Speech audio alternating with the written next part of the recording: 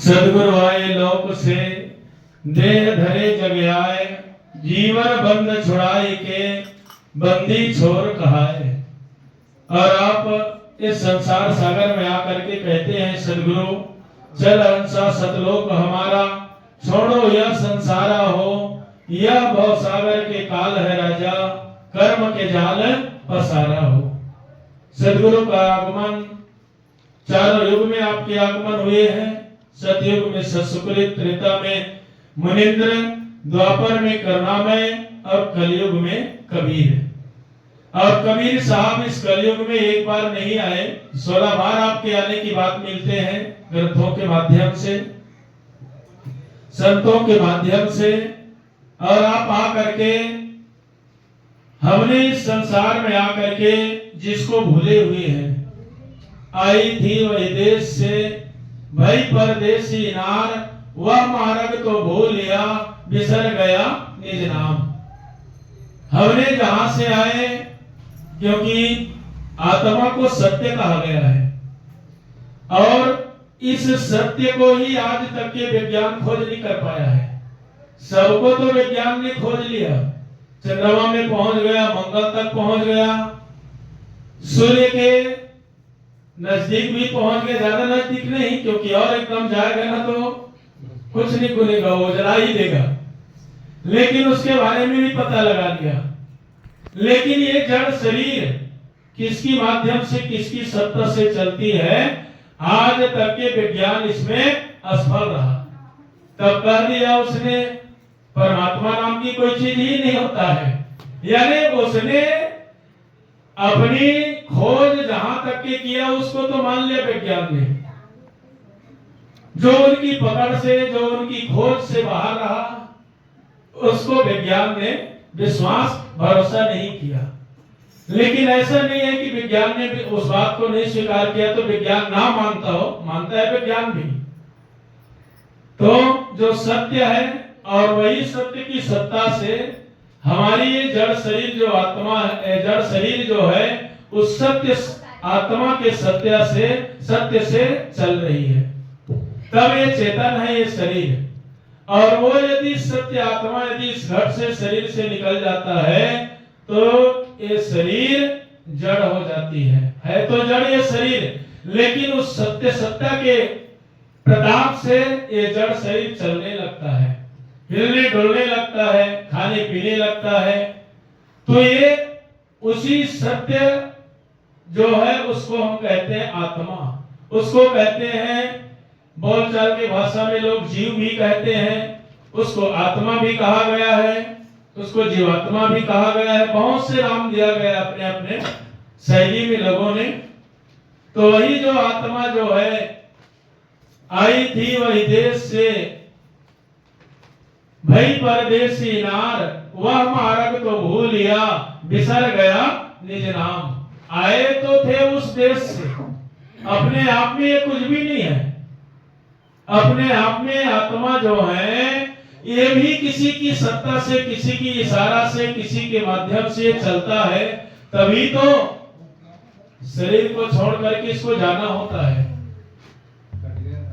नहीं तो ये शरीर में उतरा हुआ आत्मा और जड़ शरीर का इतना प्रेम हो जाता है, इतना प्रेम हो जाता है कि ये छुड़ाए नहीं छूटता है।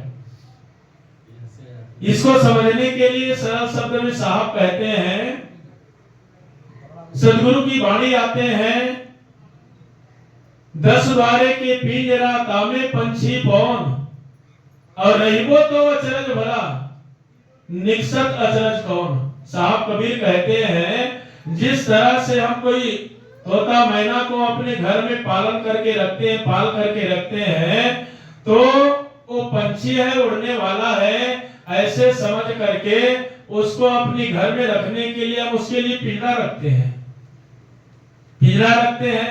और जैसे ही भूल चूक से वो पिंजरा का दरवाजा खुल जाता है तो वो पंछी उसमें पौंग नहीं रहता, उसमें कैद नहीं रहता, वो आजाद हो जाती है, उड़ जाती है।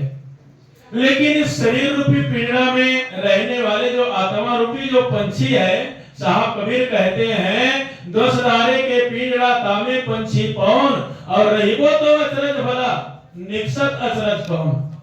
इसमें दरवाजा 10 है, दरवाजा 10 है, 2 आंख है, 2 नाक है, 2 कान की छिद्र है, 6 हो गया, मुंह 7 हो गया, लिंग द्वार गुदा द्वार 9 दरवाजा, और 10वां दरवाजा है सुषुम्ना नाड़ी। इसको सुषुम्ना नाड़ी को कोई ज्ञानी लोग सुषुम्ना नाड़ी को कहते हैं, और कई ये कहते हैं ब्रह्मरंध्र को। तो ये 10 दरवाजा हमारे शरीर में है, और ये 10 दरवाजा बंद नहीं है। बंद है क्या किसी का दरवाजा? ये 10 दरवाजा शरीर रूपी पिंजरे की 10 दरवाजा बंद है, और एक खुला है, और इस खुला रहते हुए में जो इस शरीर में रहने वाली जो आत्मा रूपी पंछी है वो कैद है। ऐसा हो सकता है क्या? पिंजरे में पंछी रहे और पिंजरा का दरवाजा खुला रहे और वो पंछी उसमें रहे? ऐसा हो सकता है? नहीं हो सकता है, क्योंकि उस पंछी को उस पिंजरे से मोह नहीं होता है। वो मौका देखता है कि कब इसका दरवाजा खुले और मैं यहां से फुर हो जाऊं। लेकिन वारे आत्मा रूपी पंछी ये शरीर रूपी पिंजरे से इसको इतना लगाव हो जाता है शरीर में उतरते ही कि ये 10 दरवाजा खुले हुए होते में भी ये यहां से निकलना नहीं चाहता।